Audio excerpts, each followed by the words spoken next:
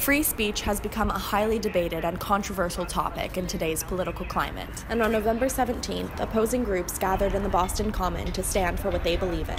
Antifa's here, and got some Trump people too, all right, all left, you know. This will go down in history, so I thought I'd experience it. Right now we're protesting a very violent mentality that could destroy our country all the way. So you got some really racist idiots who came here today who are trying to rock shit up in a bad way. The conservative demonstration, self-branded as the Rally for the Republic, drew a relatively small crowd compared to the free speech rally and counter-protest in August. Daniel Kontoff, who attended both counter-protests, commented on the underwhelming numbers he saw at the Rally for the Republic. How many people in Boston are here today? City of a million people. We're lucky we had 700, 800 people here. Where's the rest of Boston? Kontoff is the founder of nonprofit Food for Activists, an organization that offered food to protesters to fuel up after the intensity of the day. Near the protesters, Andrew, a young Trump supporter who refrained from giving his last name, questioned the actual impact that the protesters had made.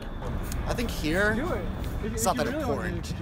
Any message here, because in Massachusetts, we're pretty accepting here, I think. Micah Lott, also known as Big Wind of the North Arapaho tribe, commented on the arguments of the day. The biggest export of America is fear.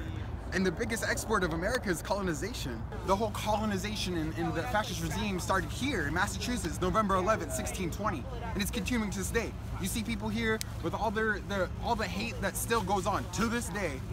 Almost 400 years later, a guy in blackface over here. Big Wind is referring to a man who later identifies himself as Dennis Jackson.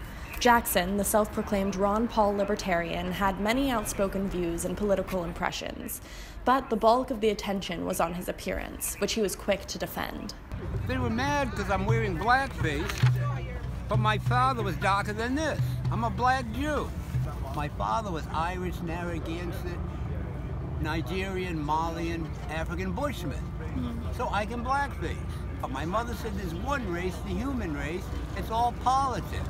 Regardless of opposing parties, Big Wind shared a similar view. We as humans, not as American citizens, not as customers or any situation, us as human beings who live on Mother Earth have the right to clean water, clean air, clean land, and freedom of expression.